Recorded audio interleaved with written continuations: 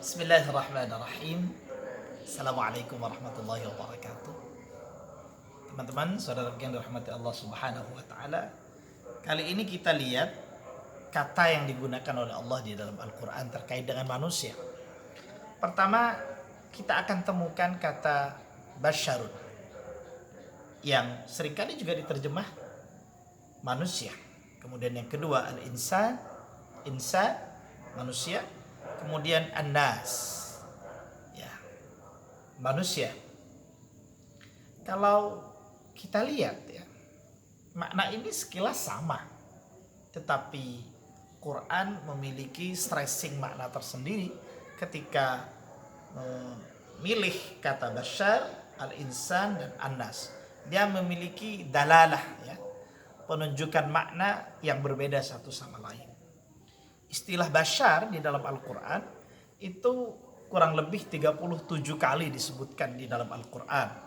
Sementara makna dari basyar itu sendiri lebih merujuk pada manusia dalam arti biologis yang ya identik dengan makan, minum, ya, dan sebagainya. Termasuk adalah proses penciptaan manusia itu sendiri.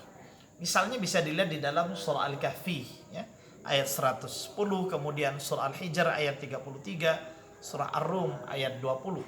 Sementara al-insan, ya, itu istilah yang juga sering kali digunakan di dalam Al-Quran, kurang lebih 65 kali disebutkan di dalam Al-Quran.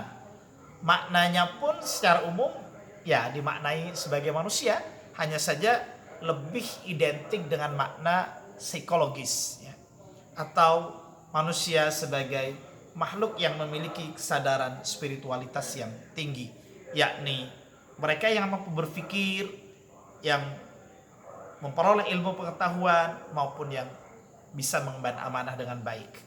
Contohnya saja bisa dilihat di dalam surah Al-Alaq ayat 5 ataupun surah Al-Ahzab ayat 72, begitu juga surat Al-Asr, ya.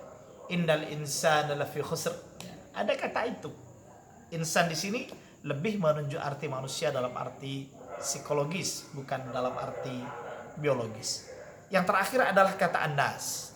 An-nas ini seringkali kita temukan dalam surah-surah yang sifatnya makkiyah, yakni surat yang turun di Makkah. Seringkali tanda-tanda ayatnya menurut ahli ulumul Quran itu adalah diawali dengan kata ya ayuhan nas. Terlepas dari itu, ya, kata an-nas ini lebih banyak lagi daripada kata al-insan dan al-basyar.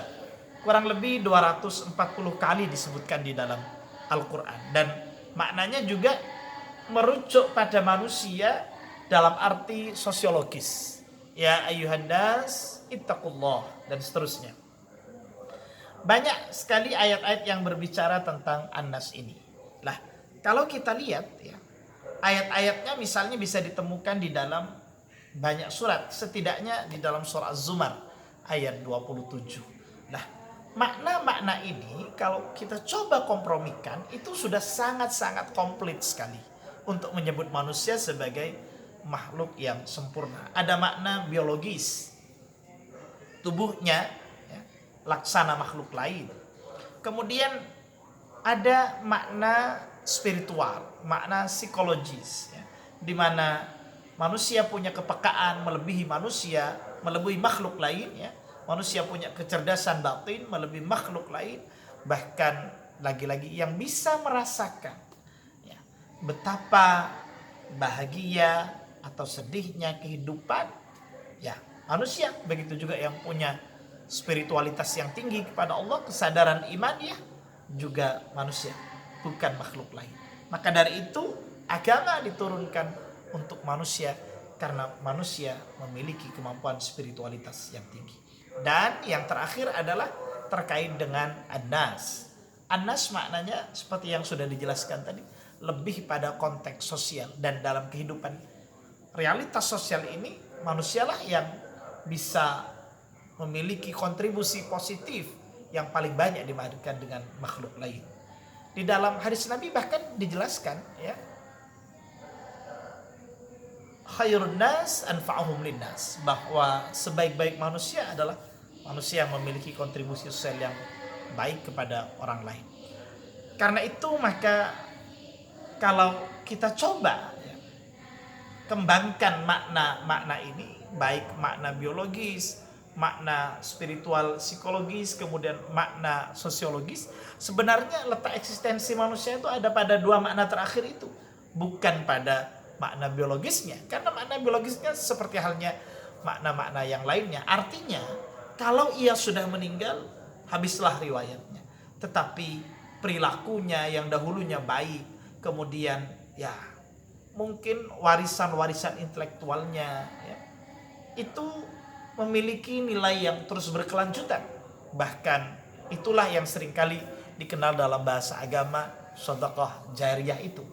Ada sedekah jariyah karena perilaku sosial yang baik, ada karena kecerdasan intelektual yang kemudian banyak ya dikembangkan oleh generasi-generasi setelah kita.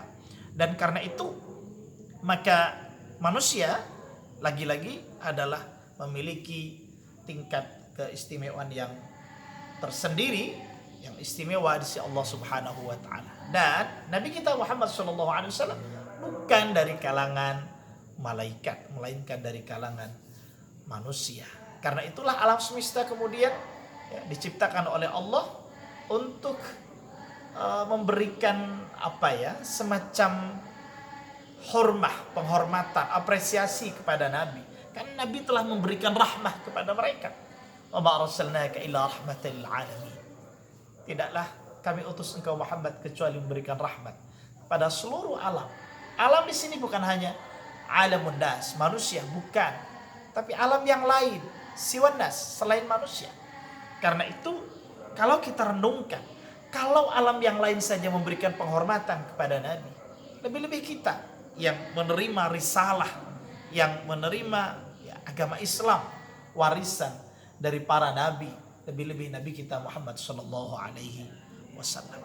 Maka dari itu eksistensi manusia, maruah manusia, martabat manusia ditentukan oleh seberapa besar kontribusi positif kita, seberapa besar tingkat ibadah kita, seberapa besar pula ya, kita menimbulkan kemaslahatan kepada orang lain. Jadi kalau kita coba renungkan di dalam diri kita, sebenarnya manusia itu adalah makhluk yang paling kecil sekali. Tetapi bisa menguasai dunia, bisa menguasai alam semesta. Karena tiga potensi tadi, ada hati, ada akal, dan ada jawarih kita. Mungkin kita kalau diadu kekuatan biologisnya, fisiknya dengan hewan, jelas kalah. Tetapi karena punya akal, punya ilmu pengetahuan, maka kita bisa menaklukkan gajah, bisa menaklukkan singa, bahkan menaklukkan alam semesta dengan canggihnya akal manusia, yakni penguasaan ilmu pengetahuan yang dimiliki. Saudaraku yang dirahmati Allah Subhanahu wa taala, karena itu janganlah dilihat dari proses kejadian manusia yang seakan mimmaniyumna, mimma'in dafik, dari air yang sangat-sangat hina. Tetapi lihatlah proses penciptaan manusia yang sangat detail. Dan bagaimana kemudian manusia bisa menjadi khalifah fil ard, menjadi manajer alam semesta ini. Dan itu semua karena kita memiliki tiga potensi tadi yang tidak dimiliki oleh makhluk lain. Maka jagalah alam semesta, rawatlah alam semesta dengan baik, karena kita sudah dipilih oleh Allah, dideklarasikan oleh Allah sebagai khalifah fil ard. Orang yang diberikan kemampuan untuk memanage, merawat, menjaga kelestarian alam ini. Karena bagaimanapun kita dengan alam adalah satu kesatuan yang terpadu. Tanpa alam semesta kita tidak bisa eksis. Begitu juga dengan adanya kita, alam semesta ini ya, bisa terus berkembang ya, bisa terus memberikan ya kontribusi yang positif terhadap alam-alam lainnya. Karena manusia diberikan amanah oleh Allah untuk merawat, melakukan reboisasi, tidak boleh melakukan illegal logging, penebangan hutan yang liar. Tetapi bagaimana kita terus menjaga alam, dengan kesadaran ilahiyah kita, kesadaran ilmiah kita, dan kesadaran ekologis kita. La tufsidu fil ardi ba'da islahiha. Pesan terakhir dalam kesempatan ini sebagai manusia, meskipun sudah dideklarasikan sebagai seorang manajer di alam dunia ini, khalifah fil ard, tapi la tufsidu fil ardi ba'da islahiha.